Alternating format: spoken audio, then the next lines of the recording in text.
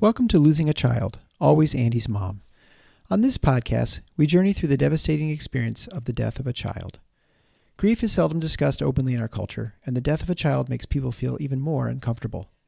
We approach the topic openly and honestly, speaking to people who have lost loved ones and experts who help care for them. Whether you are a parent experiencing loss or someone who wants to support another going through this tragedy, this podcast strives to offer hope and help.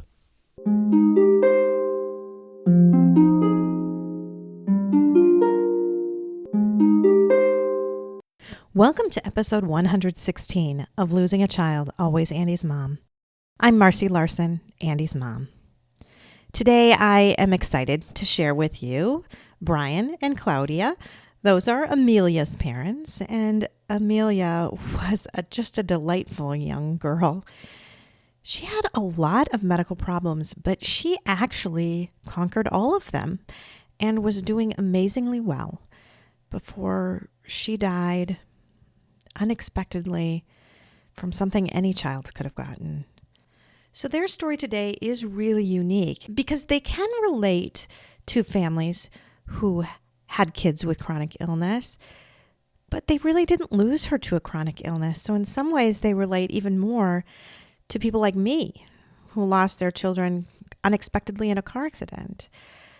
I know that just all of you will really enjoy hearing the perspective of Emilia's parents.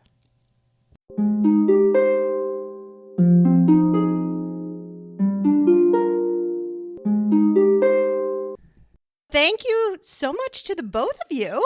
I have two guests today. I have Emilia's mom and dad, and I'm just excited to be able to talk to both of you about your amazing little girl.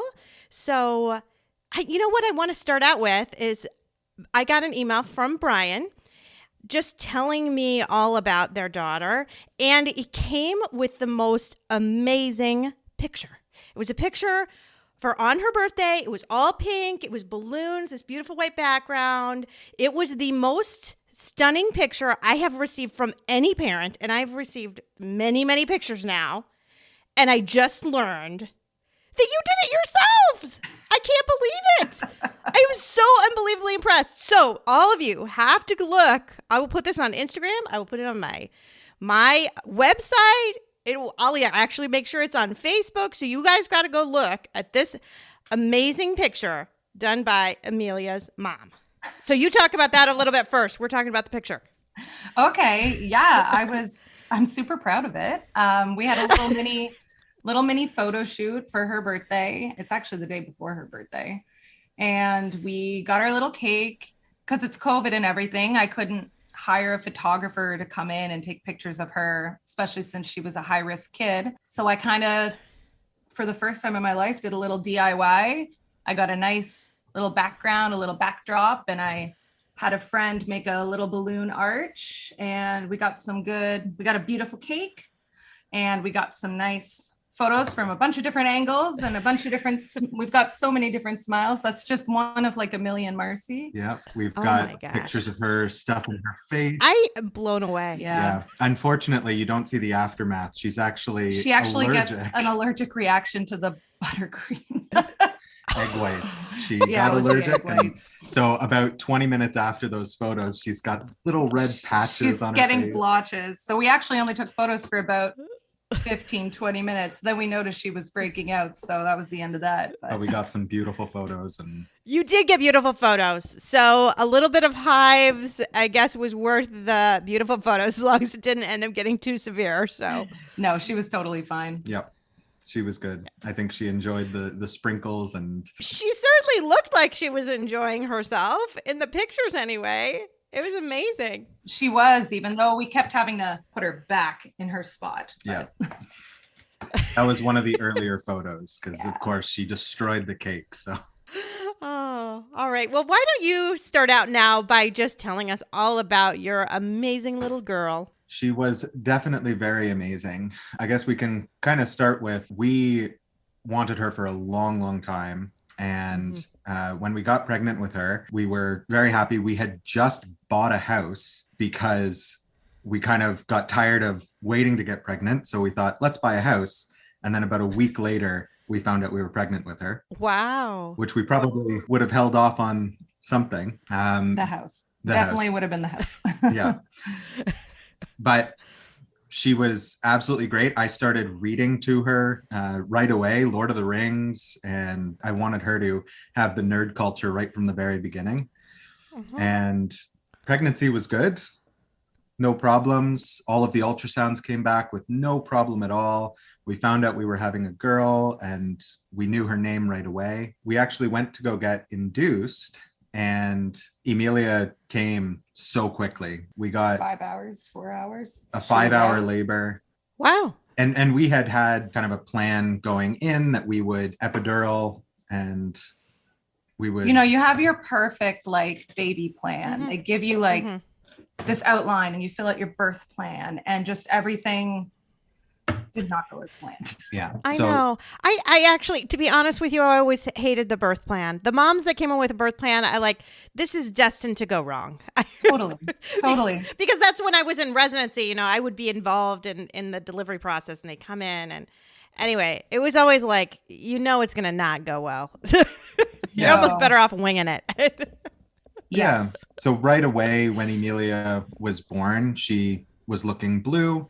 And so, when they're supposed to put the baby right onto mom's chest and, dad's supposed to cut the cord, we didn't have any of that because the doctors and nurses recognized that there was an issue right away, whisked her away to put her on oxygen. And I kind of we had talked about having a plan ahead of time that if anything should happen, wild theories, if anything happens, I have to chase the baby. And Claudia's mom would stay with her. And we never thought it would happen, but that's what ended up happening. I prepare for the worst. So I followed Emilia to the NICU where she was on oxygen and started getting all of her tests. And the pediatrician who was on call that day ended up being her pediatrician after the fact. Absolutely amazing doctor in Guelph who has dealt with a lot of cases that were similar to Emilia's. Okay. She was born with a congenital diaphragmatic hernia, which was diagnosed, from a chest x-ray after she was born, but wasn't picked up in any of the ultrasounds. And so right away, we were told that we're going to go to one hospital. They didn't have room. So we were told we were going to go to another hospital and ended up at Sick Kids. And at Sick Kids, they did some more tests, also found out she had a heart defect or a couple of heart defects as well. Yeah. She was there for the first 2 months of her life. 2.5, 3, I think. Yeah, 2.5 or 3 months, where some of her family got to come and meet her. And we went home for 6 days, came right back to the hospital. So we had a bit of a rocky start, but eventually we left the hospital. She had a nasogastric tube to help her eat because she was aspirating on her milk. And we kind of locked ourselves away for COVID as soon as we got home. So everyone hands off and yeah. Yeah. So I'm just going to back up just a little bit and explain to people what a diaphragmatic hernia is. So interesting that you say this because when I was pregnant with my oldest, I was taking care of a couple of different kids that had congenital diaphragmatic hernias in the NICU. And so when I went in to go do my prenatal ultrasound, when they're saying, oh, the 4-chamber heart, and do you want to know if it's a boy or a girl and all of that, I asked, is the diaphragm intact? Yep. And the ultrasonographer said back to me, what are you? Because I'm a pediatrician who's currently taking care of 2 kids with diaphragmatic hernias. So anyway, it was fine in my daughter's case, but I just felt my anxiety just kept going up because I was like, they're not saying anything about the diaphragm. So the diaphragm is the muscle. Everyone's maybe heard of your diaphragm because it helps you breathe, but it is the muscle that separates your chest cavity where your lungs are with your abdominal cavity where all your intestines are. So if you have a congenital diaphragmatic hernia, that means that diaphragm is not fully intact, holding all your intestines down. So the intestines tend to kind of float up into the chest cavity because it seems to kind of have room, right? So now your lungs, instead of growing beautifully what a fetus does is breathe in and out amniotic fluid. But when the intestines are stuck up there, then those lungs aren't working properly and breathing the amniotic fluid like they should. And so they cannot develop properly. So you end up with really severely malformed lungs, at least on the one side, is usually quite bad. And so then we were born, you're having to live basically off of kind of one lung, if that, because the heart can be shifted. There are going to be all sorts of complications. And I remember when I was in my training, which is now 20 years ago, I'm dating myself, it had about a 50% survival rate. So we used to tell parents when they were born that your child has a 50% chance of making it out of the NICU. I am not sure what that number is now because I don't do neonatology, but just to kind of give a little bit of background as to what that means, just for the average listener, because they're not going to know. So I don't know, what were the numbers given to you? Oh, Do you know? I can't even remember. Honestly, I don't know if they gave us numbers. I know that the Okay. 50% number was still given, but I think that was given as kind of a low estimate, kind of to get us prepared for the worst. But Emilia made it out, and what you were saying with the breathing problems, that's what was causing her to have trouble eating. She was breathing a little harder, and that was her struggle all through her life, was the feeding problems that ultimately came from the CDH. So, we came home with an NG tube, and we started feeding her solid foods at 4 months old when she could hold her head up. Wow. Which sounds crazy, but I swear it was Yeah. what our doctors told us to do. She had so many feeding therapists and physical therapists, and we were shocked when they said, start with purees. And, Emilia hated purees. Yeah, she didn't like it. She absolutely hated them. But when we started feeding her, more real food like bananas, even mashed up bananas, she couldn't stand them. But if I gave her a full banana, she was so good at taking a little tiny bite and eating it, no problem. And we could tell that she loved playing with her food, loved eating her food. And that, after the NG tube, she got a G tube put in, and that changed her life completely, because she went from not being able to lift herself up, and all of a sudden, once the irritation of the NG tube through her throat was gone, she was rolling over, sitting up. She was like babbling. That's when immediately. She started saying mama and dada all of a sudden once we got that tube out. Yeah, when she came out of her surgery, only one person was allowed in the hospital at a time. And Claudia was there with her, and they took out the NG tube, and immediately Emilia started babbling. We have a video of it, and she's just testing out her vocal cords. Ma, ma, ma, ma, ma, ma, Yep. ma. It's really sweet. So she just took off after her G tube, and that was in September. And then she became a tubie that was a foodie. She was a tubie who was a foodie. It was great. I thought it would be hilarious to give her her first steak. Okay, we didn't do this way back then, though. You're jumping No. Okay, we didn't go from purees to steak. No, she had teeth by this point, but I thought it would be great if we gave her her first steak as the best cut of steak we could find. So we found this wagyu, perfectly marbled. Claudia cooked it up. It was rare. It's so good. It's something that we treat ourselves to. And it was Emilia's very first piece of steak. And she loved it. She loved it. We gave her, we always gave her a little bit of our food. And the next week or 2 weeks later, we had another steak, not the best. And Emilia chewed it up and spat it right out. Only time she ever spat anything out. And it was like a good steak. It wasn't a bad steak. Yeah. It was a nice ribeye. But you just spoiled her. Well, you gave her the best too quickly. We were trying to do that. So the kid deserved to be spoiled. Yeah. That's right. We tried all kinds of foods with her, and she was a total foodie. Like, I was feeding her full peanut butter and jam sandwiches. We gave her octopus for Easter. And I'm Portuguese. It's a thing, okay? Okay. But she ate all of hers and some of mine. She was French fries. French fries were her favorite. Yeah. What little kid doesn't love French fries, but her absolute favorite. Blueberries. So we always tried to spoil her, because it was anything that she could eat, and she was doing so well. I gave her the spiciest chana masala just a week before we ended up going into Like the hospital. 3 days before. And it was in our fridge. It was too spicy for Claudia. It's too spicy for her mama. But Emilia took a bite and immediately had her mouth open for more. You know, one of her favorite dishes we always went back to was like asparagus with No, not asparagus, broccoli. Oh, She broccoli. hated asparagus. It was garlic with a side of salmon. Yep. It was just absolutely coated with garlic and she loved it.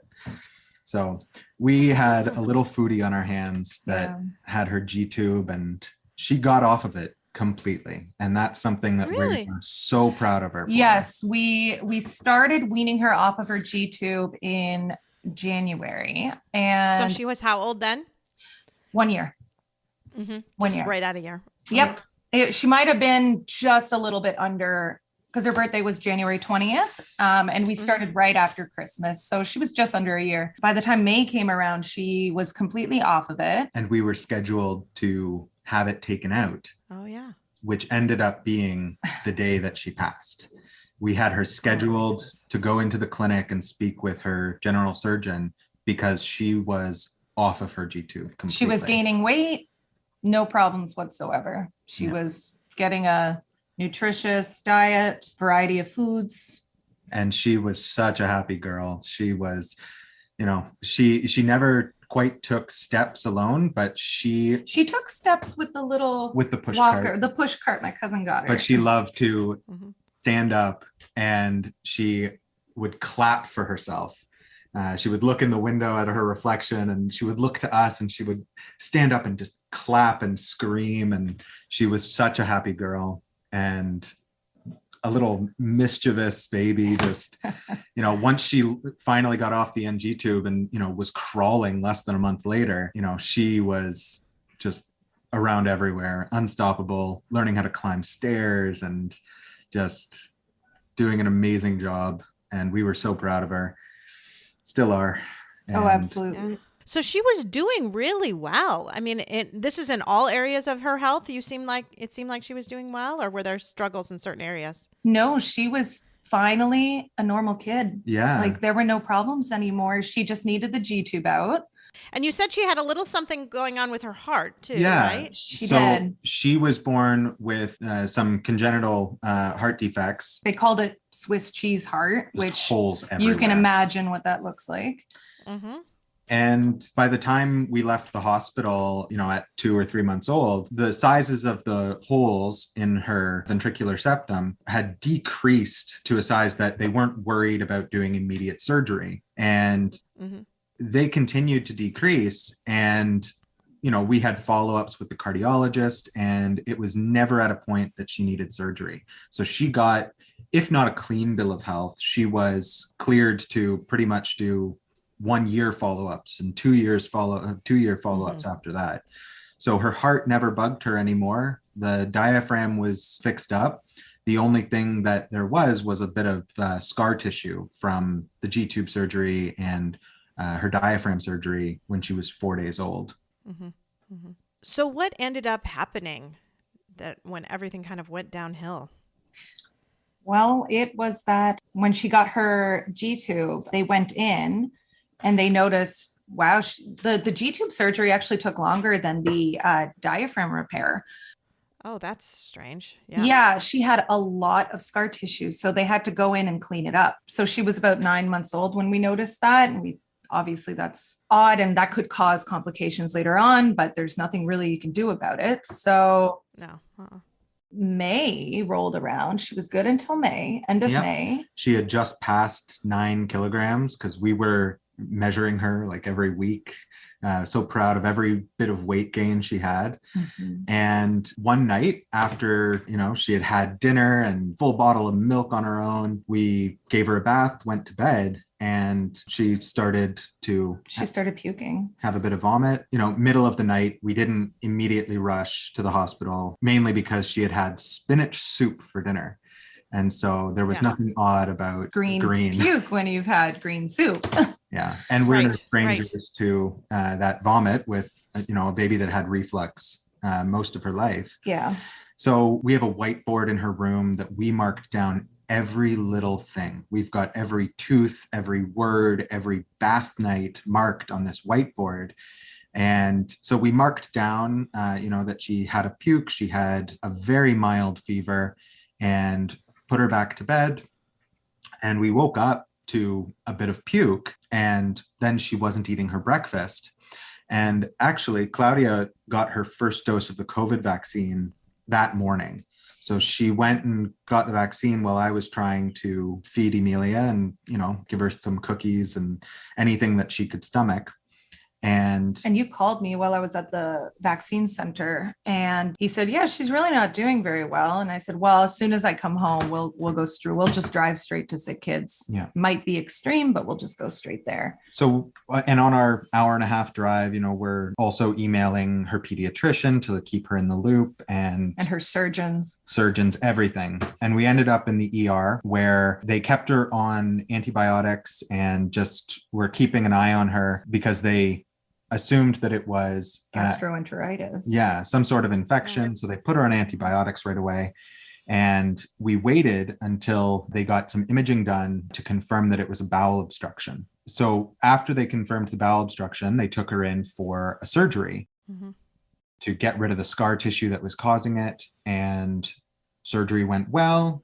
So just to back up 1 second here, it was caused by the scar tissue. So the scar tissue was impinging her bowel. So they had to go in, and she had a lot of scar tissue. They had to clean it up again. After that, everything looked fine. Yeah. So she was recovering. We were on the ward that she was actually taken to after she was born. So we were seeing nurses that we knew, and her doctors were checking on us every day. And, we have a Sick Kids family now. All of the nurses and Emilia's medical team they're all saints in our books, and they helped us just as much as they helped Emilia. And everything was going fine until Emilia still couldn't have any fluids because they didn't want to. They wanted to let the bowels heal and everything, right? Yeah. Right. Give him some bowel rest. Yeah. Exactly. So, and Emilia, poor girl, we would come in with Starbucks drinks. And one of the things she loved to do was take our Starbucks cups and try to drink out of them like us. And so anytime we came in the room, we didn't give her coffee, PS, just throwing that out there. No. Okay. I mean, pumpkin spice latte, I think, was her favorite to chew on. but girl after my own heart. Yeah. Oh, and actually this morning we're eating vanilla bean scones, which were her food, just to jump all the way back to what a great eater she was. We'd give her this little Starbucks vanilla bean scone, and she would hold out her hands and grab it. She'd go, ooh. Yeah. So point is, she really loved food and drink, and she wasn't allowed to have it. Yeah. And the last good day she had, I was with her, and she was doing great. Brian and I were taking things in shifts. I would take the day, Brian would take the night, because only one of us were allowed in there at a time. Yeah.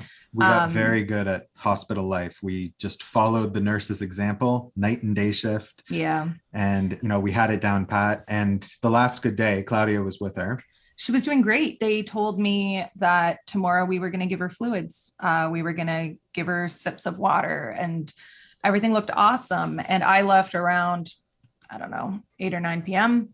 and Brian showed up. And about 3 hours into me being with Emilia, she was having trouble getting comfortable. The nurses came in and started asking if her extremities were looking a little bit darker. And they told me that she needed to have her catheter put back in. So I called Claudia, and we had a fight about it because she was doing so good. Doing so well. I couldn't understand why her catheter needed to go back in after what they had just told me. And what we found out after was that, the reason they were putting the catheter back in was because she wasn't peeing on her own, and they wanted to check her urine output. And they got the catheter in, and her kidneys had started to fail. Yeah. And then everything just started to hit boom, boom, boom. Just, they came in and told me that she needs to get moved down to the ICU, and she needs to get a scan done, and just another everything surgery started. to make sure that the bowel wasn't perforated during the surgery. She needed dialysis. She Yeah. was going into multi-organ system failure. Like And this everything happened in 24 hours. And it was just out of the blue, from about to drink water to just downhill. And eventually I was told to call Claudia, just ask her to come in.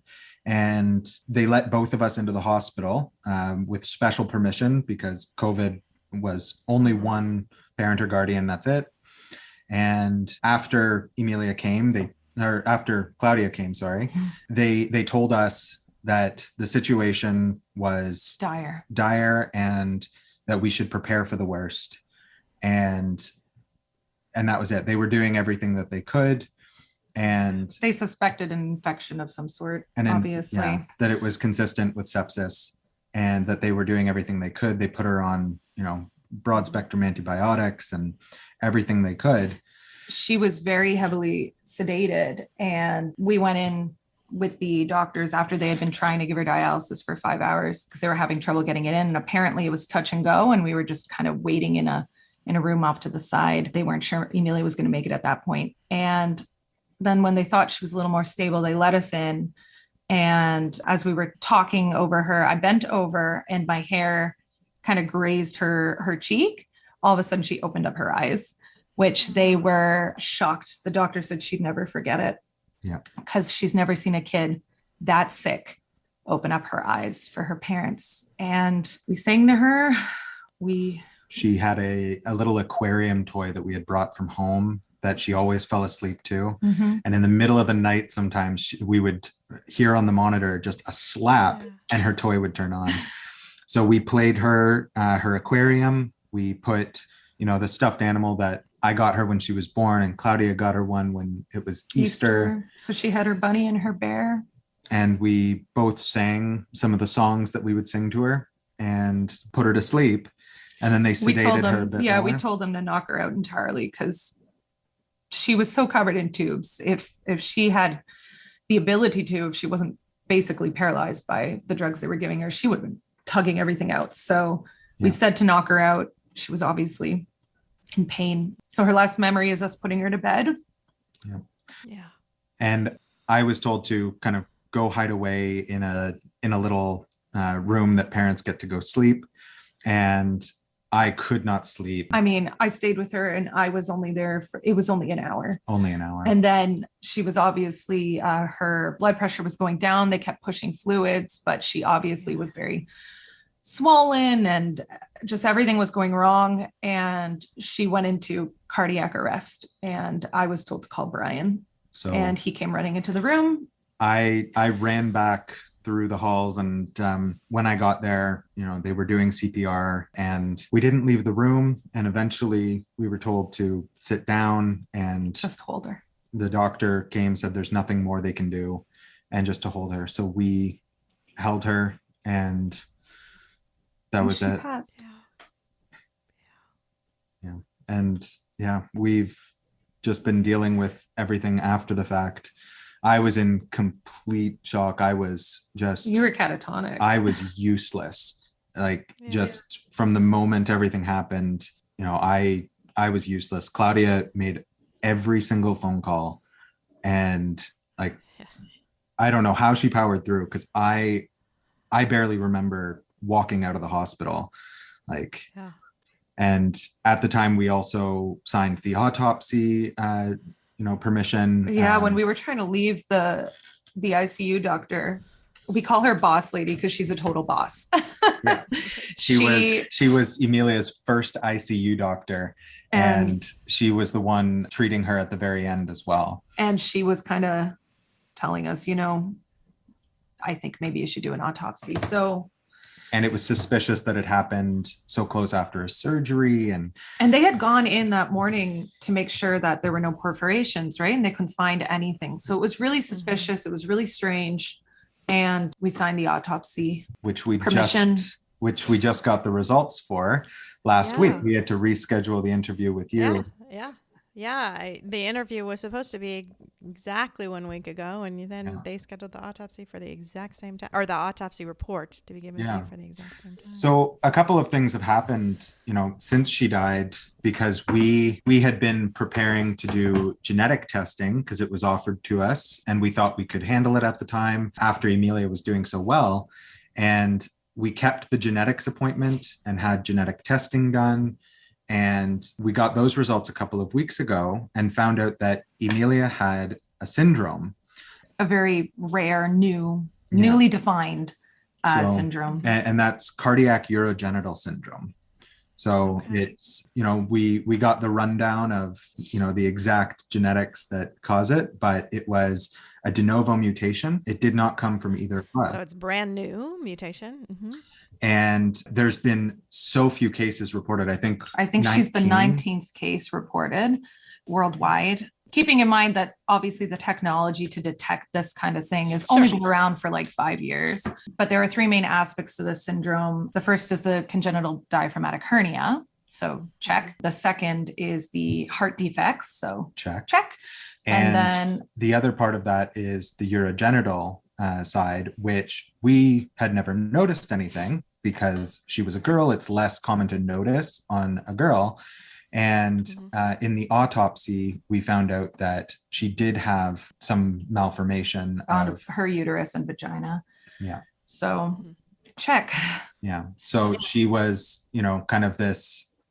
she was this case of cardiac urogenital syndrome. And it doesn't change anything that happened. It was still the treatment. CDH. The treatment process would have been the same. Yeah. Nothing would have changed had we known. The scar tissue still caused an obstruction, which caused her to. And she obviously needed the surgeries for the G tube and the CDH repair. So, there was nothing we could do about any of that. Yeah. And then the autopsy, in addition to telling us that they could confirm some of the malformation, they also kind of told us that they still think that it's sepsis, but they couldn't find any evidence of bacteria because the antibiotics had done their job. They had removed all of the bacteria, but everything still looked like sepsis, multi-system organ failure, and that the bacteria probably came from her own bowel. Just with the inflammation, it probably translocated from her bowel into the bloodstream and started to shut down her organs. So there was something we could do. Yeah. Yeah.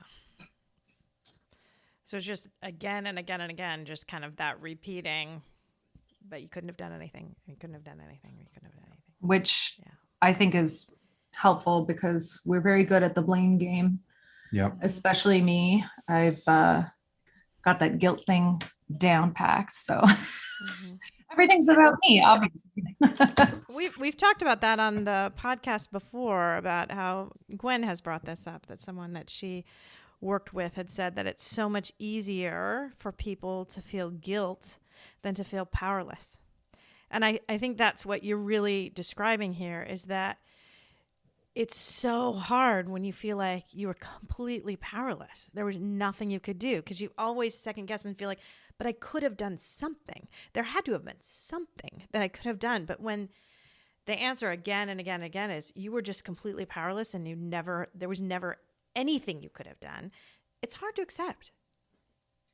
Yeah, it really is. It's good news because it's not like you have to now, you shouldn't be, don't should yourself either. That's another saying we have here is don't should yourself, say you should do things. But even though you shouldn't be feeling the guilt, so it's nice that it's at least not valid guilt, but that's about all you can do, really, right? Yeah. Yeah, but nothing is worse than what's happened, and we've now been dealing with those would have, should have, and everything else that's come with losing Emilia. And we've tried to keep ourselves going, and we started going on walks with her, and every morning we were going on walks. We've kept that going. Emilia, one of the few words she knew how to say was go. And it was one of the few times that she picked it up completely out of the blue. I had her on my shoulders running around, and I would say, "Let's go." And she would, run with me. And all of a sudden, as I was doing that one morning before our walk, I just hear a little sound from up on my shoulders, "Go." And she wouldn't stop saying it. And so now, when we go on walks or when we're at the cemetery and, it's time to get back in the car and go, we always, say, "Let's go." Oh. Because that's what Emilia taught us to do. She taught us to keep going. And, we've been, having the worst year of our lives. Yeah. And she, her being here during COVID makes COVID so inconsequential. I know. Everyone will remember this as the worst possible time, but we had Emilia through everything. Like 2020 was the best year of our lives, and 2021, as everything was opening up, was the worst. Yeah. Yeah. So we've been trying to, tell Emilia's story, and we've been making the cemetery a beautiful, bright place for her. And We just put up we just took down her flowers the other day. She had a bunch of flowers in there, but we're in Canada. It's getting cold. So the flowers were dying. And we put in some little. We've seen snowflakes here in Michigan. Yeah. So. There you go. Yeah, you're not far. Yeah. Yeah. But we put in some little Christmas trees potted, and we decorated it all up. She's got some Christmas lights. And baubles, and, we've got bright spotlights, and, it's the brightest place in the cemetery. It really is. It's also the most colorful in the Yeah. entire cemetery. So we've made That's a beautiful beautiful. place, and She's got a nice little bench. yeah. She's got the only pink bench in the whole city. Yep. Yeah, they discontinued it because no one ordered it. But Yeah, but it's beautiful. yeah. And, we've tried to tell her story through, making sure that people know that she had beat her G-tube, that she didn't, die because of the issues that she had her whole life. She died because of a complete accident that could have happened to any kid completely out of the blue. This wasn't something that, it was hanging over our heads for months and months. And we've tried to tell that. We also set up a website, runforemilia.ca, when we did a charity run for her, or walk, 5K. a 5K, to raise money for sick kids and to distract us, all about distraction. Yeah. Yeah. And, Right. Uh-huh. and so, And wanting her remembered. yeah, Oh, 100%. Hence the walk and the website. yeah. So That we, is just the biggest fear, I think, is feeling like no one will remember. Yeah. I don't want to be the only one who remembers my Andy, right? You don't want to be the only ones who remember your Emilia. yeah. And that's really hard too, because she died at 16 and a half months, and her whole life was in COVID. So like her grandparents only got to hold her once right before COVID. And then her whole life, she's been isolated here with us. So her whole life, it was just us. We didn't get to show her off, we didn't get to take her out to parties and take her out to dinners and show her off to everybody. And we were so damn proud of her. We would have loved to. And we had so many plans, for once everyone was vaccinated. We were about to, on doctor's recommendation, we would start letting people back in if they were double vaxxed plus 2 weeks. And, they could come and see her, hold her again. And she never quite reached that point. So going back to that fear of other people not remembering her, like no one else got to be there for all. They never even knew her. Yeah. No, sometimes. Exactly. Sometimes I say that some people will say something and it'll trigger me, and I'll say, like, you didn't even know her, which isn't quite fair. We tried very hard to share her with the family. We had video calls and Snapchats. And video calls were her life. She loved playing with our phones. And I have to tell you, Emilia, only child, in the middle of a pandemic where she has not met anybody else, was the best sharer. She shared everything. She would bring us her toys. I would try to feed her and she would feed me right back. And there was a video call with my dad, and Emilia was eating her goldfish and just started trying to push them into the phone. Just trying to, and I told my dad, like, she's trying to feed you. She's trying to share with you. And, even through the computer, like, she was so sweet, she was a perfect kid. She was amazing, but she loved to share her goldfish, and, but those are the few little memories that people have interacting with her. Like, they don't have a lot. And here we go with the guilt thing again. Part of me feels guilty for that. If I had known she was only going to have 16 and a half months, we probably would have been more lenient with our parents seeing her and her aunts and uncles. But because of this pandemic, we kept her all to ourselves. And I feel really guilty about that. But at the same time, we're super blessed. Exactly. Right. I think the both, for sure. Yeah. Because without you got COVID, to enjoy her so much. Yeah. Exactly. Without COVID and without even her health issues, I was able to take way more time off work than I would have had otherwise. So I wouldn't have had nearly as much time with her, and we wouldn't have been able to enjoy it. And, COVID was the best time in our lives. Yeah. That's the truth of it. We just hid away in here with our kid, and it was great. It was after everything was opening back up that we can say, everything just became terrible. Everything opened up and we were just, locked away for a different reason. Yeah. Talk about that a little bit, about your grief journeys and how just grieving together and grieving separately, because I know you grieve differently. Oh, we definitely grieve differently. Yeah. Surprisingly, we've kind of flipped. Brian was super emotional when everything happened, and I was the strong, stoic one. And now it seems like we flipped. Brian's pretty strong and stoic, and now I get very emotional. Yeah. And I'm sure, anyone who's been through this can kind of understand flip-flopping between, I feel like I have to go and do things constantly, and then all of a sudden, break down and I'm useless again. It's like I'm right back, the day that it happened. We call it going into the room. Yeah.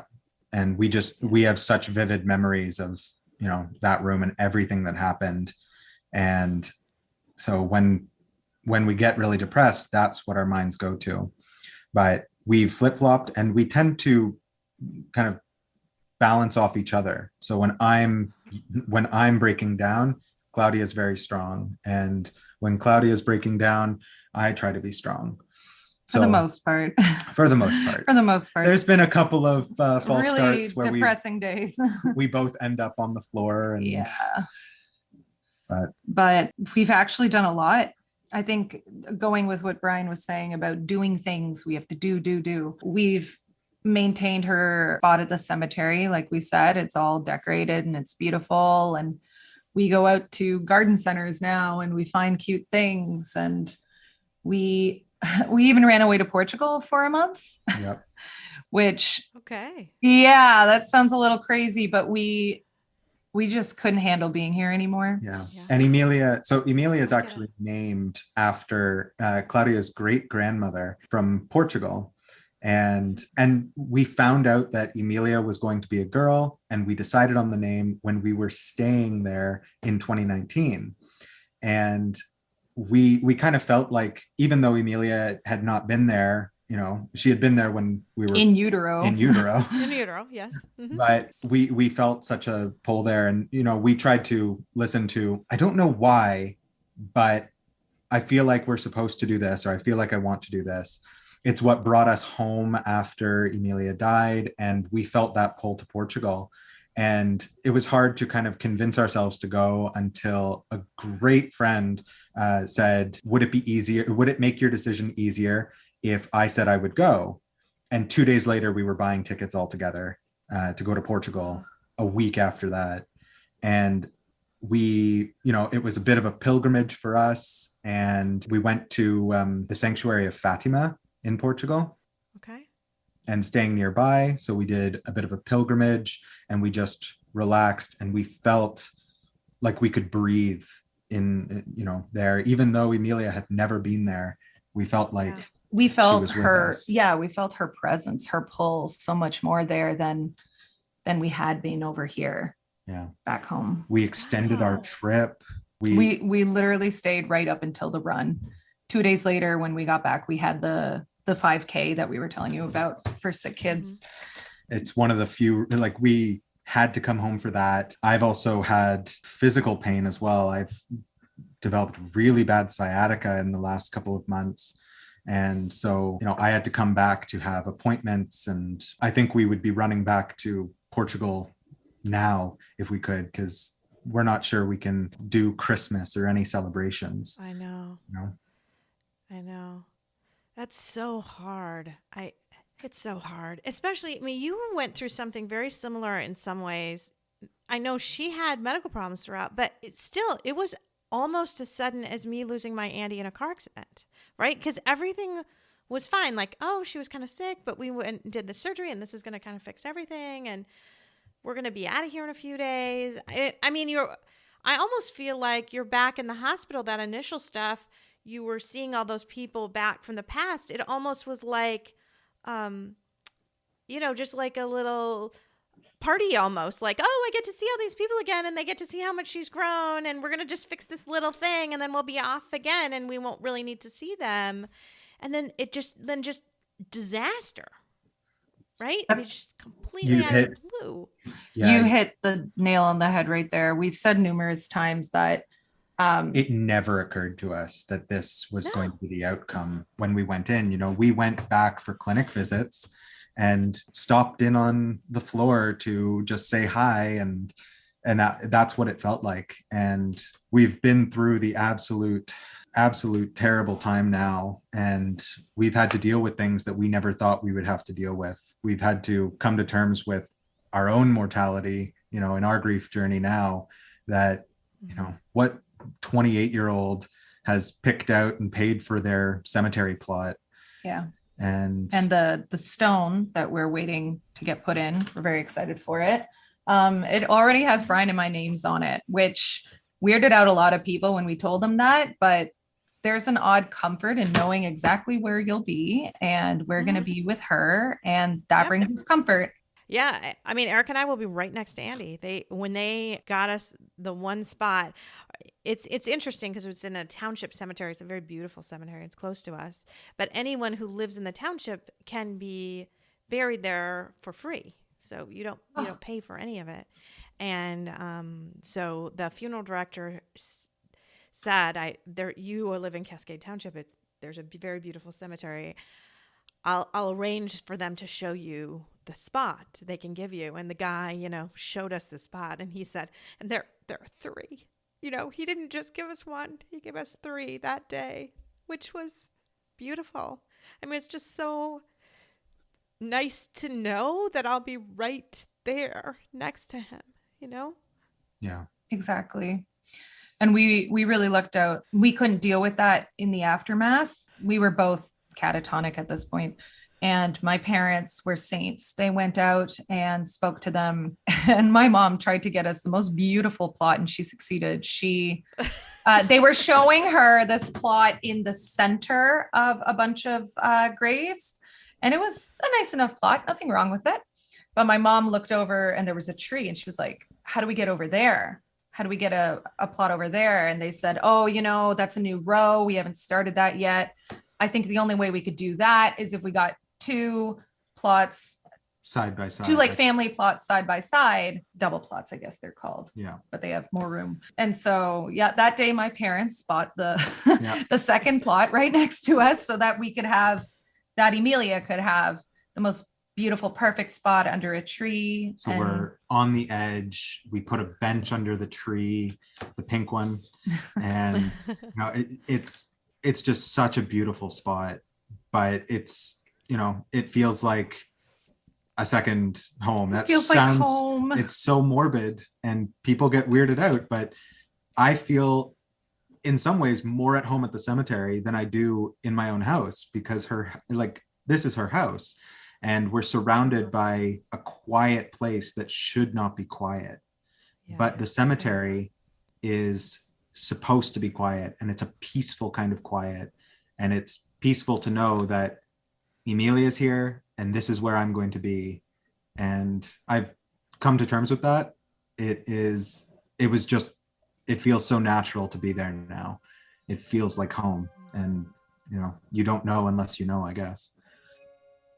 Yeah. Yeah. Well, I'm sorry my clock is going off now. I didn't turn it off. I didn't think about it. But I do love this clock because this was given to me by my family after Andy died. So it sings every hour. Unless I usually turn it off before I do an interview, but I didn't. It came at the perfect time. Yeah, it really did come at the perfect time, actually. I think I like it. Now my computer is asking me if I'm playing music right now because it's sensing there's music going on. Yeah, it's too smart. Anyway, they gave me that after Andy died just because of his love of music. So they wanted us to have a little bit of music going through the house. So that's beautiful. Anyway, we've decided certain things that have just felt right, because it's hard to know what a 16-month-old likes and doesn't like. We know what she really didn't like because she was vocal about it. And she loved playing with phones, and there's things that we knew for sure, but we've had feelings afterwards, like there's ladybugs all over the cemetery, and we see bees at the flowers, everything, fireflies, and we've just come to realize Emilia loves bugs. I don't know how we know this, but she would love bugs. It's not something she ever did, but we know that she would just be fascinated by them. I do remember one time she was trying to pick up an ant. It was days before we ended up in the hospital, and she was trying to pick up an ant in the backyard, and I freaked and I picked her up and I was like, no. But your mom also called her Ladybug, and afterwards I realized I called her Little Bug all the time. Yep. And we see bugs. We see and bugs. We think that she's trying to show us some bugs. Yeah. Which may sound crazy, but it doesn't sound crazy to me. Good. Yeah. So there's things that we just have come to realize that Emilia loved and loves these things that she could never really tell us, but she would have liked all the flowers. She would have picked them all off. She liked to pick leaves off of trees, and she would laugh at that. Oh yeah, the flowers, without a doubt. Every time we go to the cemetery, we would say like she would be picking these flowers or trying to eat them, and yeah. Oh, well, she just sounds like such a joy. Oh, what a beautiful, amazing girl. She was. And it's crazy because how much she suffered as a kid, all the pokes and all the tubes, and we had to change her NG tube at home ourselves. Yeah. Like it was really difficult. She was put through a lot. She was put through the ringer, and yet she was always happy, which was really inspiring. Always rebounded. She never cried for more than 30 seconds. Like she slept through the night. Oh, immediately. I attribute it to the loud hospital for the first couple months. But when we got her home, and put her in the bassinet in our bedroom, she never slept well. And we just decided one day she will probably sleep better and will sleep better if she has her own room. We put her in a crib, and she was sleeping through the night, 10 hours, no problem. I missed the sounds on the baby monitor because when she did wake up, you would hear a slap followed by her toy singing, the aquarium we were talking about before. It's like a baby Einstein's aquarium thing. And like, I miss those sounds in the middle of the night. Yeah. I'm just waiting to hear the aquarium. Or in the morning, I would normally hop up, get out of bed, and go grab Emilia. And she always loved sleeping on her belly. She was face down, and there were times I opened up the door. She kind of groggily looked up at me and just fell right back down. She was like a teenager. Yeah. It was like she would give us this look like, Mama, Dada, leave me alone. I want 5 more minutes. 5 more minutes. She was, once she was up, she was so happy, and she was such a joy in our life. And it's hard now being here without her. Yeah. And we've been just accepting every bit of grief help we possibly can. I know, I think almost everyone you've had on that's a sick kid's parent has talked about the wonderful grief coordinator, Lori. And yeah, I've heard great things about her. I've emailed her a little bit. yeah, Yeah. She's amazing. Yeah. I was emailing her today. and one of the reasons I started listening to your podcast was because of another parent that was on here. And, I started listening. Dimitra, right? Yeah, Dimitra. And Mhm. this podcast felt like, hearing the stories from the parents in the grief support group. And that was one of the most helpful things that we found right after, was knowing that we're not the only ones going through this. Mhm. It's still hard to find anyone with a story that matches ours. Everyone's story is different, but we're all just part of this terrible, terrible club that no one understands, because No. a lot of people who haven't been through this have compared, like, I guess everyone tries to, make you feel better. well, make you feel better, try to empathize, I guess is the word I'm trying to say. And I don't know how many times, like, people have told us, oh, I've had a miscarriage before or something like that. And it's like, that's not the same. I know. Like, I understand, totally valid, 100% valid. It's a valid Yeah, pain, I know. but But it's not the same. no. And it's Yeah. difficult because we hear that a lot. Oh, I know what you're going through. I had a miscarriage. And it's like, Yeah. my Well, daughter was healthy. I mean, all grief is extremely valid. Yeah. And one of the things that, the reason the sick kids support group was so good was because it was all the same realm of grief, but we could not fathom going to a grief support group that is filled with people who have lost spouses or parents or siblings. Grandparents, like, And like, absolutely you grieve, but it's a different realm of grief, like you expect your grandparents to go one day, your parents, when you have a spouse, one of you is going to go first. Losing a child is so out of the natural order. Your kid's supposed to outlast you. Like, Yeah. I mean, I was in a grief support group at my church, and there was a man who's like probably 70, and his mother was in his 90s, and he was there because she had died. And Yeah. I just thought, I mean, and he was grieving. I mean, it's not like he wasn't grieving, but it just, I couldn't at all relate to it.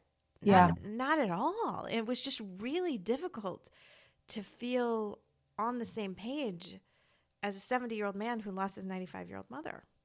I just It's can't. about the relating. You said the key word. It's hard to relate. yeah. Yeah. And I know he was sad. And it was sad. I was 21 when I lost my mother when she was 42. And that was obviously the hardest thing I'd ever gone through. And it was terrible. But it's entirely different than when I went through, when I was in my 40s and lost my 14-year-old son. That's not the same. No. Yeah.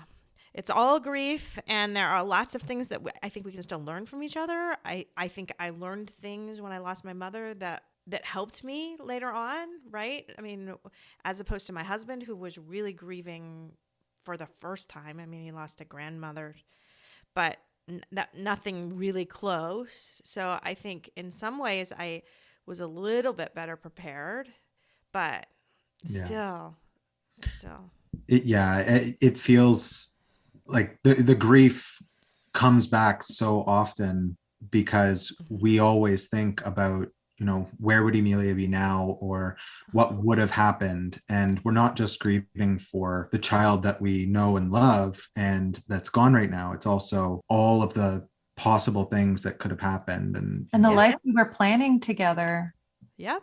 Like, it's all gone. You're grieving your entire future. Exactly. Your whole future, your child's future is gone. Your future is not even close to the same. And it's sadness every single day. And people do not get that. They don't I get know. it. I It's think you every touched. day. Yeah. Yeah. I think you touched on it a little bit ago in saying, you don't want your child forgotten. And I always want Emilia to be spoken about. I want to share her. I want to tell her story continuously. And, we've heard from a couple of parents that this is like one of the things to do. We got tattoos for Emilia. Oh, I've been wanting to do that. My husband's Yeah. not on board, but yeah. Do it. No, we went out. I'm a bad influence. We went out and neither of us had tattoos before, but both of us went out a month after we lost Emilia, and we got her name. I'll show it to you. Her name written on our arms. And we feel like she's written all over us. This is just a little bit of it coming to the surface. And if someone sees the tattoo and asks, who's Emilia, that's putting her name on someone else's lips for the rest of my life.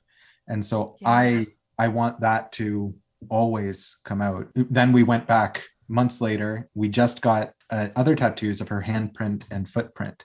So I have her footprint on the top of my foot, so that I would dance with her. I would hold her hands and she would step on my feet and we would walk and dance together. And so she's standing on my foot and she's walking with me.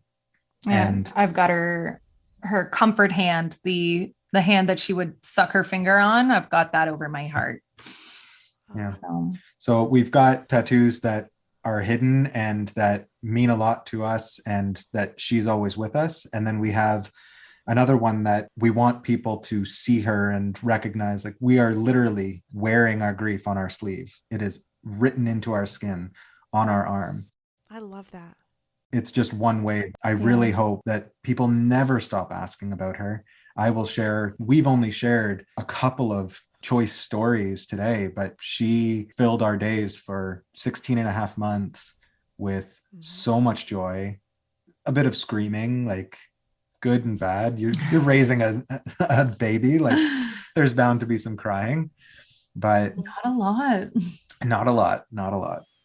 But she's still with us, and it's hard to think about sharing the story with people that we haven't met yet, because it's one thing the people who knew her and know us now, but 5 years from now, if we're getting a new job, talking to coworkers and they ask, how many kids do you have? And I know that's a big question that keeps popping up. Like, it's a terrible question to ask. And how are we going to tell people about Emilia? Yeah. I know that question is the worst question. And I had someone say that what you really need to say is tell me about your family. So that is my mission in life, to get people to stop asking, how many kids do you have? And when they're curious, say, tell me about your family. That's way better. Yeah. So now you can spread that too. It's like my mission to get that question changed over. So if I can do it just a couple people at a time, that's the way I'm going to do it. Yeah. Well, thank you so much for sharing Emilia with us. Thanks, Marcy. Yeah.